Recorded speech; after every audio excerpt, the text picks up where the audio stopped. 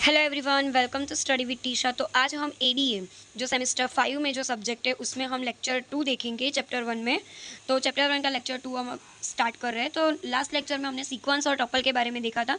अभी यहीं से हम स्टार्ट करेंगे। तो what is sequence and what is tuple, ठीक है। तो सीक्वेंस क्या है? तो sequence means ordering of the elements of the set in some specific nature, ठीक है। अभी सीक्वेंस है तो हमको देख के ही मालूम पड़ गया होगा कि हाँ सीक्वेंस यानी कि कोई ऑर्डर में होगा, ठीक है। तो सीक्वेंस मीन्स ऑर्डरिंग, कोई ऑर्डर होगा एलिमेंट का, जो भी हमारा जो सेट है उसमें जितने भी एलिमेंट्स होंगे उसका एक ऑर्डर होगा। तो वो ऑर्डर कैसे होगा? तो कोई स्पेसिफिक नेचर में होगा, लाइक दिस कि ये बहुत सारे सेट है, ठीक है। सेट में जो भी है एलिमेंट है वो स्मॉल एबीसीडी में है, ठीक है। तो ये सारी जो चीज़ें हैं वो स्मॉल एबीसीडी में लिखे, तो वो उसका नेचर हो गया, ठीक है। Is a sequence of small case alphabets, ठीक है। तो ये उसका नेचर हो गया, ठीक है। तो ये हो गया सीक्वेंस, ठीक है। सीक्वेंस और टपल में ध्यान रखना क्योंकि बहुत मतलब कन्फ्यूज़न होता है लोगों को कि सीक्वेंस क्या बोल रहे हैं और टपल क्या बोल रहे हैं, ठीक है। और ये वाइवा में भी पूछते हैं कि सीक्वेंस क्या है, टपल क्या है, ठीक है। तो टपल ये है ना, हमने जब पाइथन जब पढ़ा होगा तो पाइथन में आता है टपल, ठीक है। तो an order pair of n elements in called a tuple, यानी कि इसमें क्या होता है, मतलब पेयर होती है, पूरे की पूरी पेयर, उसको हम बोलते हैं ये 2 टपल पेयर हो गए, ये 3 पेयर टपल हो गए, ठीक है। तो टपल का कैसे मतलब आता है? तो पेयर में आता है, ठीक है। ऑर्डर में ही होता है वो पेयर भी, बट वो पेयर में होता है, ठीक है। तो ये हो गया सीक्वेंस और ये टपल। अभी हम देखते हैं वेक्टर क्या होते हैं। और vector is a collection of n tuples, ठीक है। अभी ये क्या बोल रहे हैं, वेक्टर्स क्या क्या है? कलेक्शन ऑफ टपल्स, यानी टपल्स यानी ग्रुप में तो होगा ही, ठीक है, और सीक्वेंस में भी होगा यानी कि ऑर्डर में भी होगा, ठीक है। तो ऑर्डर में भी है और पेयर में भी है, ठीक है। और उसका हम बनाएंगे वेक्टर, तो वो हम बोलेंगे vector is a collection of an tuple. Here A I, A और ये I is called a component of A. ये क्या है? ए आई एक कंपोनेंट है, ठीक है, ए और आई। अभी मैं ये आई जो है ना उसकी जगह मैं लिखूँ कि A1, फिर लिखूँ A2, फिर लिखूँ A3, तो ये मैंने पैर बना ली। ये क्या बना ली मैंने?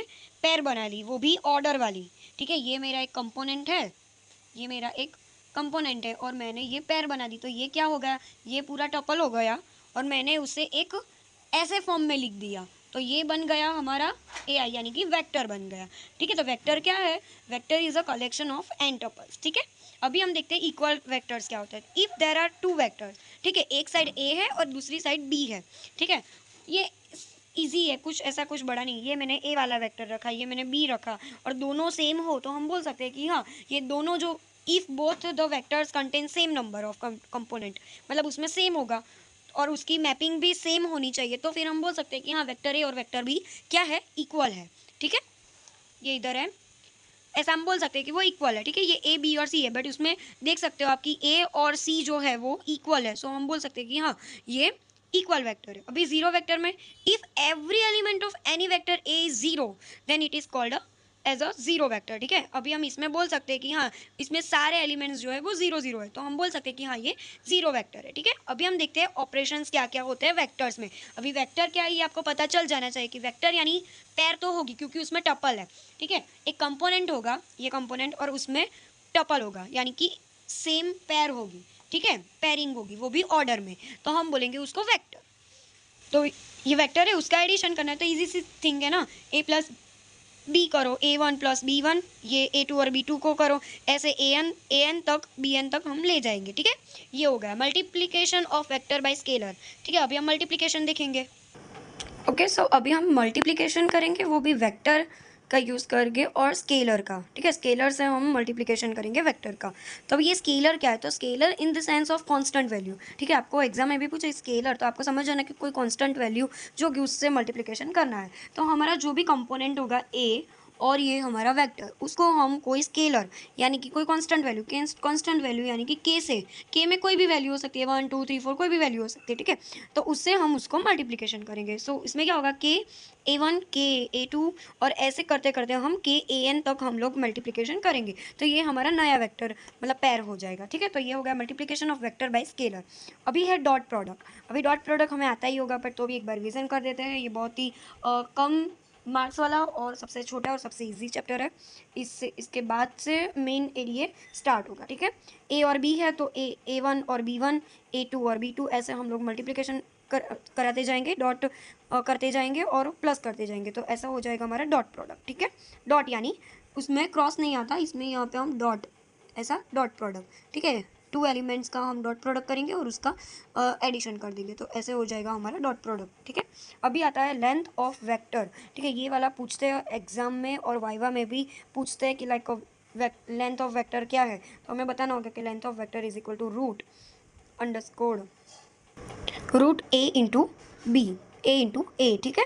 ओके, तो ये वाला हम लोग को मतलब ऐसे देंगे कि लाइक ए की वैल्यू देंगे हमको, ठीक है, तो फिर हमें ये ए की जो वैल्यू होगी 3.5 ये जो भी हो, ठीक है, उसको हमें इधर पुट करना है, लाइक ये अंडर रूट ए इंटू ए, तो हम इधर लिखेंगे कोई भी हमारी जो बे होगा वो, ठीक है, और फिर हम इसको मल्टीप्लाई करेंगे और उसका रूट निकालेंगे, तो हमें लेंथ ऑफ वेक्टर पता चल जाएगा, ठीक है। तो ये होता है लेंथ ऑफ वेक्टर, ये बहुत ही इंपॉर्टेंट है, तो सो ये अच्छे से रेडी कर देना, ये वाइवा में भी पूछते हैं। देखो ये एक एग्जाम्पल हम देखते हैं कि ए और बी हमको दिया गया है, ठीक है। अभी हमको एडिशन करना है, स्केलर मल्टीप्लिकेशन करना है, डॉट प्रोडक्ट करना है, लेंथ ऑफ ए करना है, ठीक है।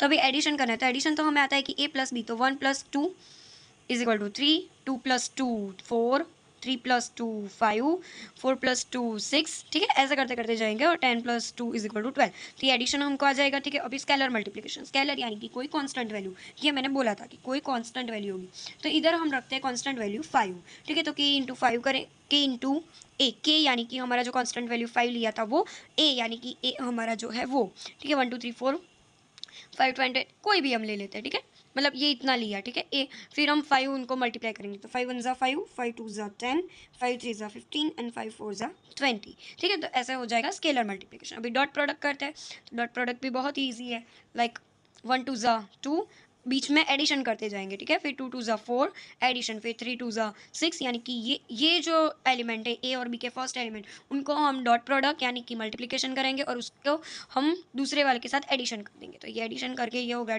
Dot product. अभी देखते हैं लेंथ ऑफ ए, तो ये हमें याद रखना है कि root A star A by root में ये वाला A1 से लेके AN तक, ठीक है, तो अभी A हमको पता है क्या है कि ये वाला 1 से लेके 10 तक, ठीक है, इंटू लखो या स्टार लखो इक्वल ही है, फिर A फिर से, ठीक है, और फिर ये A² + B² + 3² ऐसे लिखेंगे, ठीक है, तो ये भी हो गया 10 तक, ठीक है। तो अभी आप देखने जाओगे तो हम इसको और इसको मल्टीप्लिकेशन करें तो A² 1² ही होगा, ये 2² ही होगा, ये 3² ही होगा, मतलब एग्जैक्टली जो नीचे है वहीं ऊपर आ जाएगा, ठीक है, तो फिर हम उसको क्रॉस कर देंगे और फिर 1 आ जाएगा, ठीक है, तो ये हो गया लेंथ ऑफ ए, ठीक है, तो ये हो गया हमारा एग्जाम्पल, ठीक है। इसी के साथ ये वाला लेक्चर हम लोग खत्म कर रहे हैं, उसके बाद हम मैट्रिक्स देखेंगे, मैट्रिक्स इस चैप्टर में बहुत इंपॉर्टेंट होगा और बहुत ही ईजी है, तो लास्ट लेक्चर होगा अभी जो मैट्रिक्स का आएगा वो, उसके बाद ये फर्स्ट चैप्टर कंप्लीट हो जाएगा, हम फटाफट से ये पता ख़त्म कर देंगे।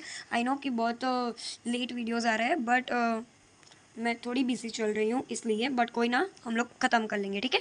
Thank you for watching and thank you for support. कोई भी डाउट हो तो आप मुझे इंस्टाग्राम पे DM कर सकते हो, ठीक है, स्टडी विद टीशा नाम की मेरी इंस्टाग्राम ID है, ठीक है। Thank you.